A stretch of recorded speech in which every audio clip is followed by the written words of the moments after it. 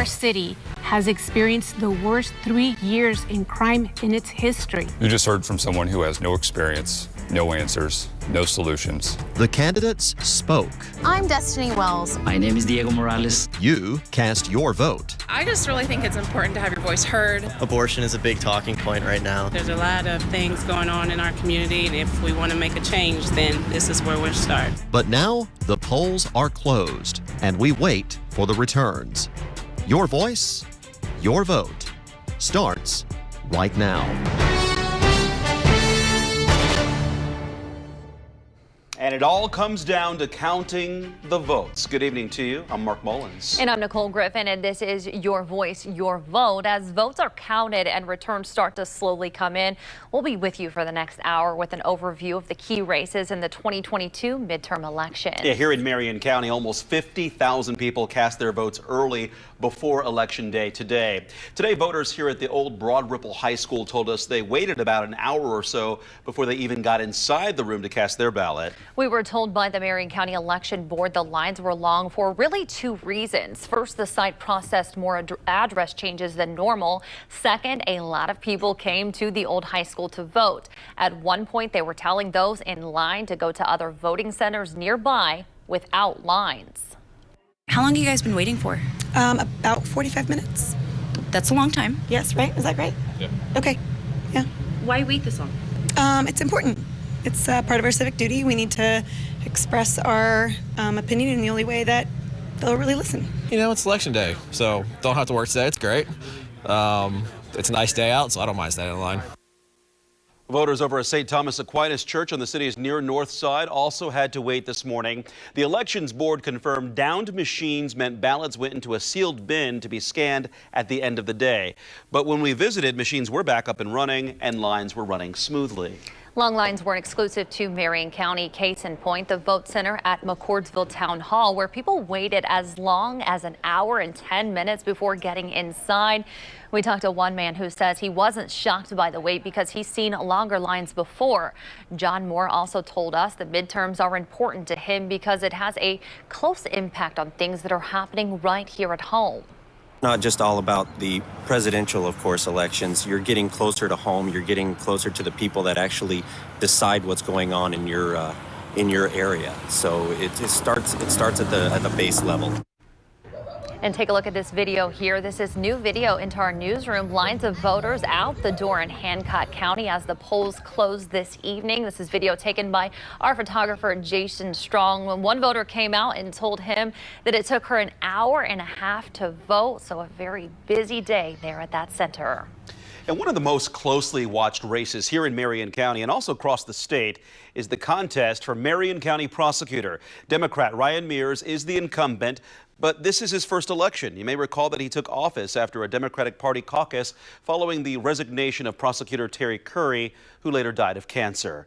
WRTV's Caitlin Kendall is covering the Mears campaign tonight and joins us live from Union Station downtown, where Mears and his supporters are watching the returns come in. Caitlin, good evening. Tell us a little bit about how the atmosphere is at this hour now that people have arrived.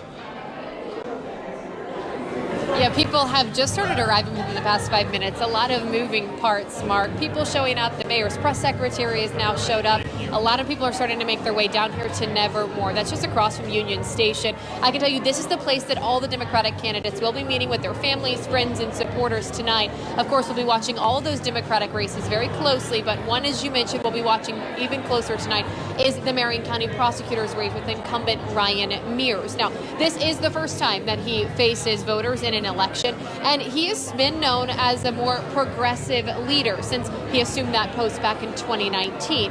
Soon after taking control, Mears grabbed headlines by announcing the office would no longer prosecute people arrested for carrying small amounts of marijuana. He also announced that Marion County would not prosecute anyone who violates the abortion ban. And when it comes to crime, critics have questioned cases where defendants have been released on bond only to commit other violent acts as evidence of problems in the county's justice system. People have also questioned the number of homicides the city has seen, with the 200th in Indianapolis happening just today and last year's record-breaking 282. Mears has said too many people don't trust law enforcement, so they don't come forward with information. Mears has also responded to critics blaming him for the rise by saying that efforts like the marijuana decriminalization policy have freed his office to focus on prosecuting violent crimes.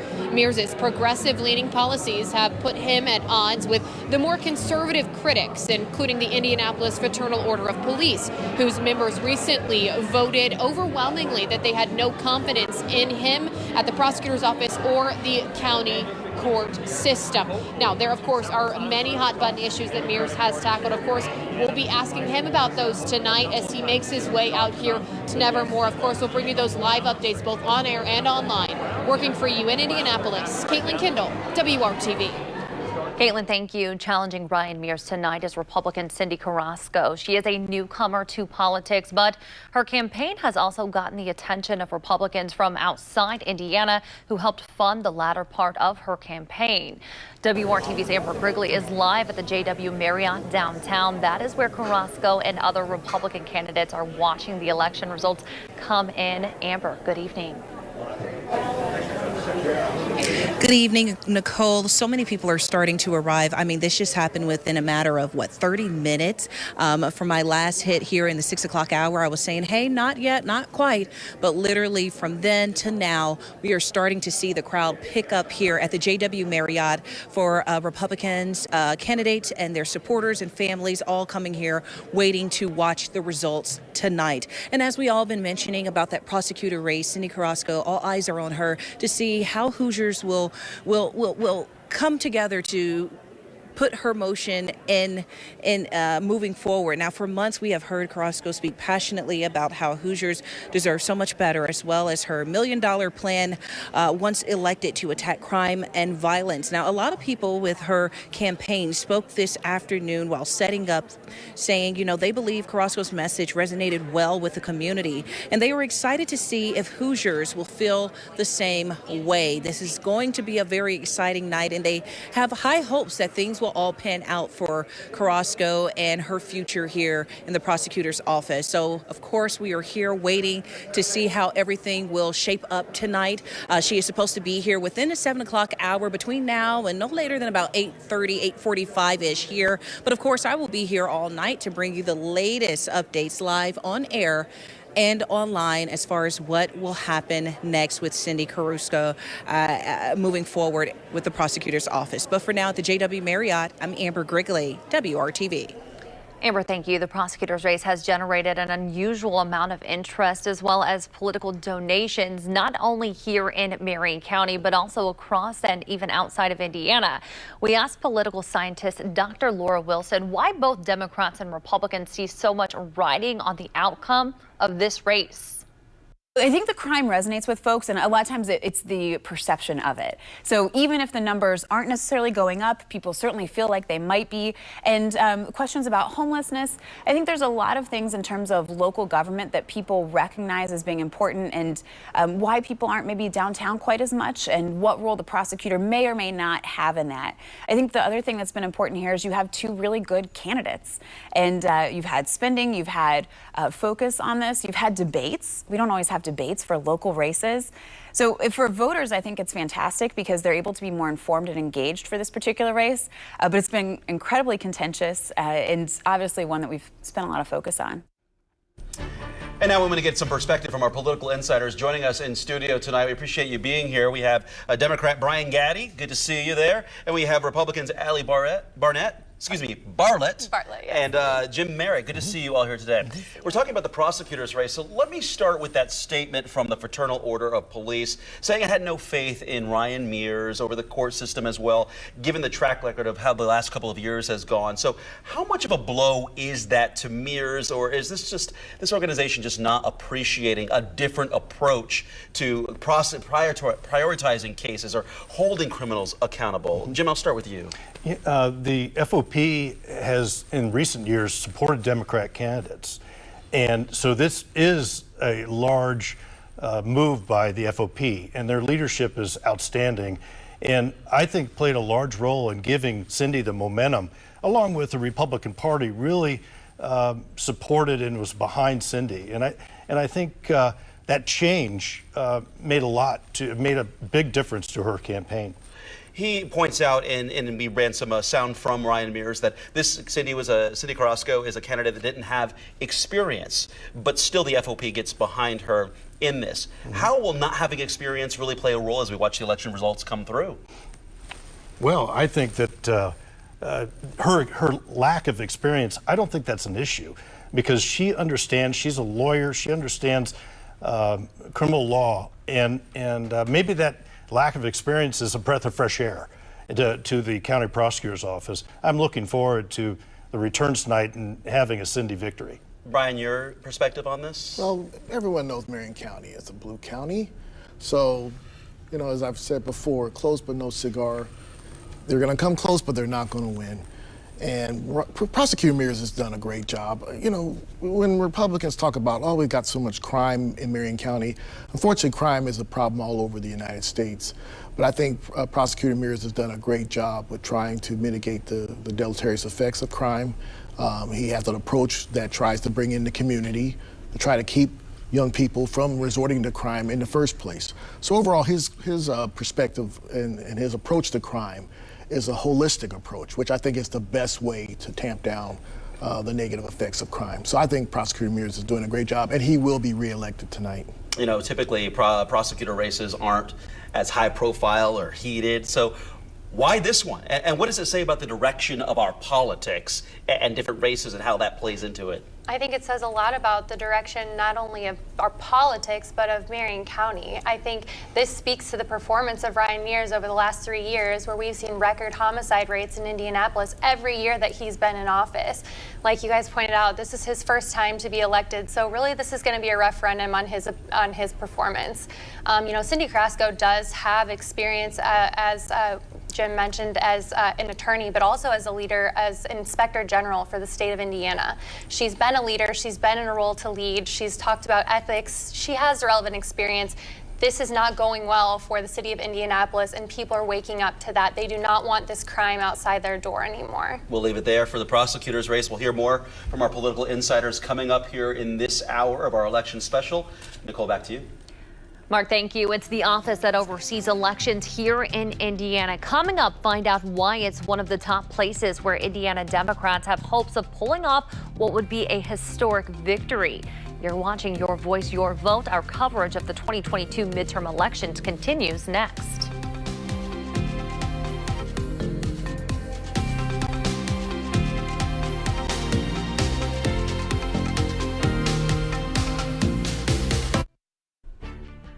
As we continue our coverage of the 2022 election here on WRTV, local school board races have become more partisan and contentious this year. Yeah, school board races are officially supposed to be nonpartisan. That is, there is no political parties next to the names of the candidates on the ballot. School board members have a number of responsibilities. They evaluate and employ the superintendent. They also make sure that schools are being fiscally responsible, and they oversee policy. Part of that oversight deals with curriculum, what students are taught, and that has become a point of contention over the last few years. School boards do not set the curriculum. They do, however, consider the recommendations from the superintendent, who's working very closely with his or her administration and people to develop a good, sound curriculum. During this election cycle, some candidates have been endorsed by both state and federal office holders, as well as political groups from outside Indiana. Some of that has to do with misinformation about what students are learning. There is a false claim that school systems have been teaching critical race theory to students. This is not true, but the claims followed the social reckoning on race and police brutality in 2020. The events of that year led more schools and school districts to promote awareness of diversity, equity, and inclusion, and that has led to a backlash among some parents. The Indiana School Board Association hopes that regardless of who wins, school boards can work together for the good of the students moving forward. Once you're a school board member, that work is nonpartisan. That's the reason for the nonpartisan elections. And the idea is that you work closely with your fellow school board members. And we are back with our political insiders to get some insight on this. And I have to say, this is one of the first elections where I've covered that school board races have been so prominent, and we're seeing them become more politicized. Is this good or not so good for our children? Let's get back to the root of all of this. I think that it's a result of parents feeling like they're being left out of the equation and that they don't have a say in their child's education. And I think that largely started during COVID when we saw parents left without choices as to whether or not their children were going to attend school in person, whether or not they were going to have to wear a mask in school. And then what we saw kind of develop over time with the CRT discussion and whether or not their children, they had access to know what their children were learning in school, whether it was CRT or anything else. Parents want to say, and we saw that firsthand in the Virginia governor's race when Glenn Youngkin was elected largely on this platform. I can appreciate parents wanting to stay, but did that rip out of the hands of school administrators, teachers, what might be best to provide to the students in a curriculum as we saw school boards become more politicized? Well, they call it nonpartisan. That's nonsense. The school, ISTA, the school Indiana State Teachers Association, has a PAC, and it's called iPace, and they spent $800,000 on candidates this year. And that demonstrates that there's a lot on the line here. And parents, and I've heard it all through Hamilton County and Hendricks County, they care and they want to be at the table. And they saw what was happening during the pandemic, and they want a voice. And that's why there's only a third of the people that are registered will vote tonight. And the excitement right now is at the school board level. And that's what I'm seeing out in the collar counties. Ariel, we'll move down the line here. School boards becoming, more prominent in races as we look for the results here. Absolutely. I am a mother of school-age children, and I very much care about who is going to represent my child on the school board level. I mean, going through the pandemic and having to myself become a teacher at home, doing online learning, and also wanting to reach out to my school board person to make sure that they were understanding the needs of what I wanted, that was important to me. When we're looking at the topic of CRT and what's being taught, hands down, we just need to make sure that our kids know the real history of what's happening in this country. I don't think that it's necessarily has to be divided between race, but it needs to be real of what they're facing here in this country right now, and that needs to be the focus. And I think right now we've really politicized these school board races when we really need to focus on the education of our children, and that's my top priority as a mother. And Brian, has that been a detriment, politicizing the school board and watching, even watching what parents want in their child's school and pitting parents against each other, saying, this is what I want my child to learn, and another parent saying, this is not what I want my child to learn? Well, the Republicans have been disingenuous with their approach on saying that critical race theory is being taught in schools, and it's not. As I've said before, unless your fifth graders going to law school, you've got nothing to worry about. And I'm actually a Catholic school product, so I look at these because I'm a graduate of St. Joan of Arc and Bishop Chatard High School, go Trojans. And I look at these issues, even though the only public school I've ever gone to in my life is Indiana University. So I look at the public school and what's going on there, and I look at it from this perspective that parents should be involved in their child's education, but at the same time, the schools should be allowed to be able to teach the true history of our country as Americans. And as the proud son of the United States Army drill sergeant father, my father served our country very honorably in the U.S. Army. People like my father could have died for us to have the right to vote and the right to teach the true history of this country. So I would ask my Republican friends to basically knock it off with the nonsense about CRT, because it's not being taught in grade schools and high schools. Brian, thank you. Of course, we're going to have the results of all the school board elections on our website, WRTV.com. We'll be right back with more of Your Voice, Your Vote here on WRTV right after this. And still ahead, Election Day could mean a major shift in Washington, D.C. Up next, we'll take a closer look at the races for the U.S. Senate and House here in Indiana and whether they will help shift the balance of power in the nation's capital. You're watching Your Voice, Your Vote right here on WRTV.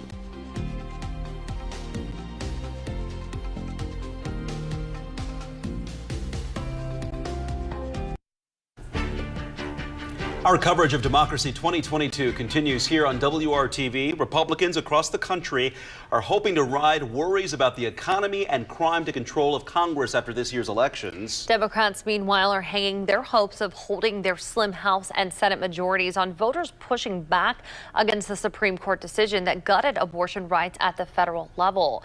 WRTV's Megan Shin joins us back here in studio. She's taking a closer look at the battle over legislative control in the nation's capital. Megan. Yeah, that's right, you guys. The party that controls Congress will have a lot of say over the legislative agenda over the next 2 years. And it will also impact whether there will be meaningful action on legislation or whether there could be gridlock with a Democratic president still in office. So Scripps Washington correspondent Joe St. George says it also may be a while before we know the final results across the country. It's election night and the pundits and the pollsters no longer matter. What matters is your vote and the results. 435 House seats are up for grabs this evening, 35 Senate seats, 36 governor's races from coast to coast. We do know what generally the pundits and the pollsters have said going into election night, that a red wave by Republicans is possible, certainly in the House of Representatives at the very least. When it comes to the Senate, it's still a coin flip. And quite frankly, we may not know the results for days. It's possible the House gets called tonight. In 2020 and 2018, most networks and news organizations projected control of the House between 10 o'clock and 11 o'clock Eastern time. So where should you look for the early results? One place I'm looking, the Commonwealth of Virginia, where 3 competitive House seats in different parts of the state are being hard fought. If there is a red wave tonight, the first signs of it will be in Virginia. Polls close there at 7 p.m. Eastern time. If control of the House is close, we may be waiting a while, and that's because Alaska does ranked choice voting, and the final ballots in that contest are not set to be counted until November 23rd. Remember, election night matters in this country because who controls Congress matters. It will impact what laws get passed over the course of the next 2 years. President Biden will also face an examination of sorts by the voters this evening. Do they approve of the direction of this country? In recent years, presidents have suffered losses in their first midterm election. In Washington, I'm Joe St. George. Well, most of the races for federal office here in Indiana are not expected to be too close, but one of those is the race for U.S. Senate, and you can see it right here. Republican Senator Todd Young is seeking his second term, and his main challenger is the Democratic nominee, Tom McDermott. So McDermott is the mayor of Hammond, Indiana, and he initially had hoped to get his campaign off to a fast start by advocating for the legalization of marijuana here in the Hoosier State. Indiana is currently one of the few Midwestern states that doesn't have some form of legalized marijuana use. But Senator Young came into the race with a big advantage when it comes to fundraising. He is also not seen as 100% beholden to the Donald Trump wing of the Republican Party. Senator Young was criticized by some Republicans when he did not vote to overturn Joe Biden's victory over Trump in the 2020 presidential race. There was a poll taken last month that shows this race is closer than expected, but most analysts say that Senator Young is expected to win tonight. Now let's take a look at some of the races that we'll be paying close attention to for the House. You can see first in the 7th District, which oversees much of Indianapolis, Democrat Andre Carson is favored to win his 8th term representing the district. His main opponent is Republican Angela Grabowski, and she actually lives in Carmel but is running to represent Indianapolis as that area. So keep in mind, you don't have to live in the congressional district that you actually represent. Libertarian Gavin Maple is also on the ballot in this race, as you can see here. So let's go now to the district's 5th district, and this district is mostly suburban, and it was redrawn after the last census to favor Republicans more, and that's expected to help Representative Victoria Spartz, and she's bidding for a re-election against Democratic candidate Jeanine Lee Lake. And in the 6th congressional district, we want to break it down for you even more right here, which runs from the south side of Indianapolis to the area's east side of the city. Republican Congressman Greg Pence is favored to win re-election. He's the brother of former Vice President President Mike Pence. And now Greg is facing off against Democrat Cindy Worth. And finally, the 9th District, the congressional district, runs from Johnson County all the way to the southern border of Indiana. And that will have a new representative after Republican Trey Hollingsworth decided not to run for re-election. So former Republican state lawmaker Aaron Houchin, is favored to win over Democrat Matthew Fife and the Libertarian Tanya Mills. So the one race for Congress in Indiana that could help flip tonight is in the 1st District in northern Indiana. Republicans redrew this district to make sure that it was more favorable for them. And they spent a lot of money in the effort to defeat first-term Democratic Congressman Frank Mervan. So Jennifer Ruth Green is a Republican candidate in that race. So here's what is at stake right now. In the House, Democrats hold a narrow majority right now, and Republicans only need a net gain of 5 seats to take control again. And we may not know the winner of a lot of races in other states for days or even weeks. And that's because a number of other states use mail-in voting extensively. And the U.S. Senate is evenly divided 50-50. So here are 2 independent senators, but both of the caucuses with the caucus with the Democrats rather. So our political expert, Dr. Laura Wilson, says a net gain or loss either way will determine a lot of what happens in the country over the next 2 years. I think this is where you really see a split in voters. So it depends on which party's message is going to resonate more. Typically, it would be a really good year for Republicans, and undoubtedly with gas prices, inflation, messages of crime, that's what they're really using to draw their base out.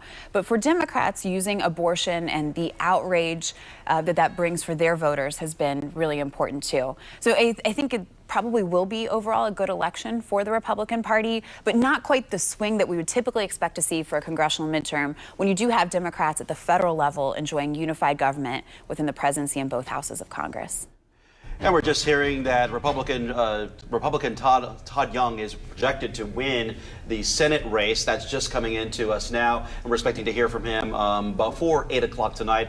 If we get around to that, we'll be able to bring that to you live. Back with our political insiders, and let's talk about what we're looking at in the balance of power in Congress across the country here. So, we're watching the local races, but Brian, let me start with you.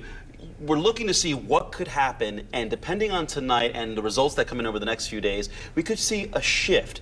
What could that mean for our country going forward over the next 2 years when it comes to some of these hot-button topics that we heard Joe St. George mention, including crime and the economy?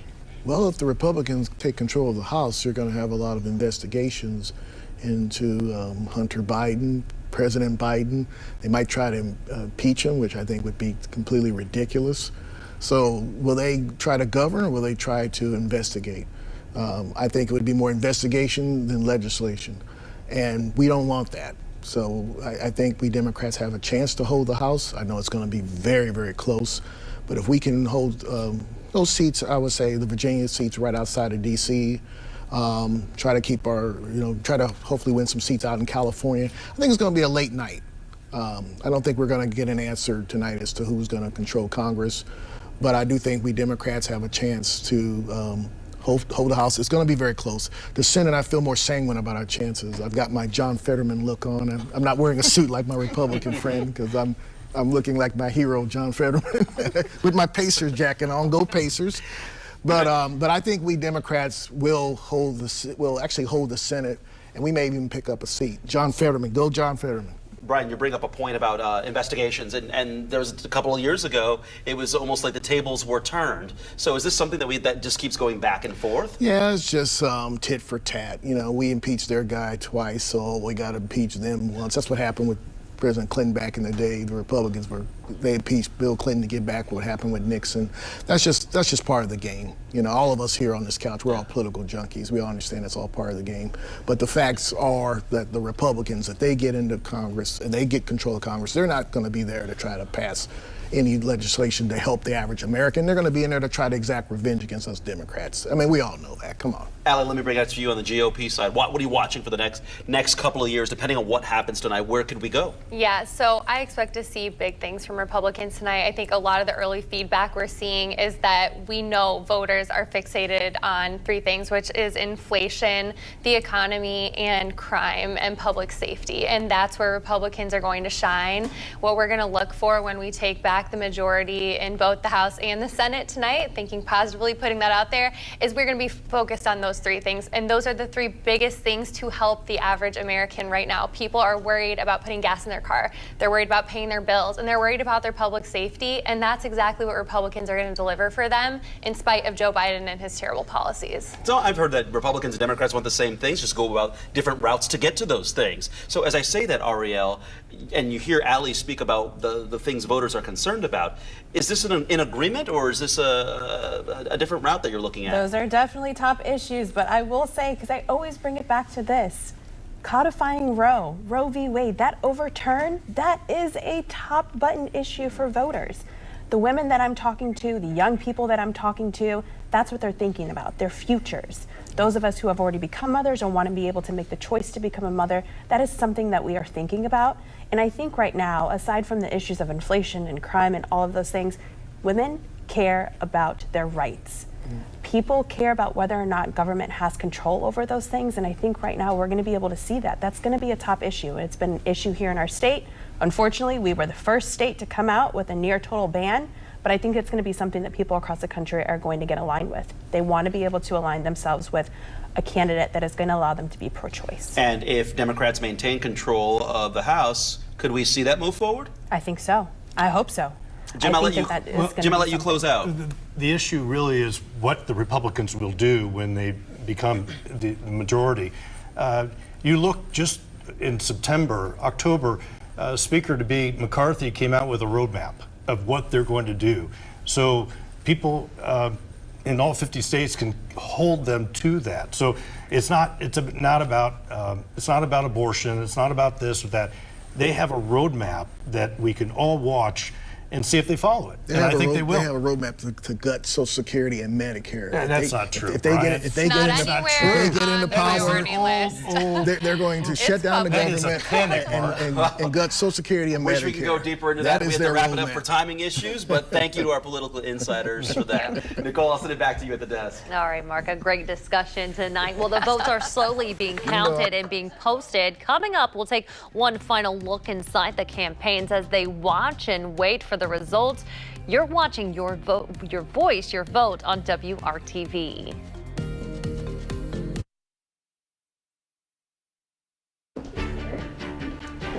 The returns are coming in from across the state and from across the nation. And you can see the numbers from all the big races right now scrolling across the bottom of your screen. We will be updating those numbers all night long. WRTV has crews all across the city with some of the key candidates as the returns come in. Let's go live right now to WRTV's Caitlin Kendall. She's with Marion County Prosecutor Ryan Mears. Caitlin. Yeah, I can tell you we're out at Nevermore in downtown Indianapolis. You can see folks are starting to gather, mingle amongst each other, get some food, drinks. Andre Carson is in the building. Mayor Joe Hogsett is in the building. Everyone waiting Ryan Mears to get here. Of course, we'll be watching all of these Democratic races, bringing you guys live updates as we learn more. I can tell you we're keeping that close eye on that prosecutor race with incumbent Ryan Mears. Of course, everybody just waiting those results. Family and friends are starting to gather and, of course, talk about they're pretty optimistic as what this night might bring. Working for you in Indianapolis, Caitlin Kendall, WRTV. Caitlin, thank you. I want to go over to the Republican headquarters at the JW Marriott in Indianapolis there. You see the podium there. We are expecting to hear from Senator Todd Young in just a few minutes. ABC News has projected that he has won his Senate race. We'll be hearing his comments as he addresses the crowd there. This is also we're expecting to hear from Ryan Mears' challenger, Cindy Carrasco. Our Amber Grigley is at the JW Marriott at Republican headquarters. We'll be hearing from her throughout the night. We'll also be sure to bring you Senator Todd Young's announcement on WRTV.com and in our continuing coverage throughout the evening here on WRTV. Let's check in with our Meredith Hackler. Meredith.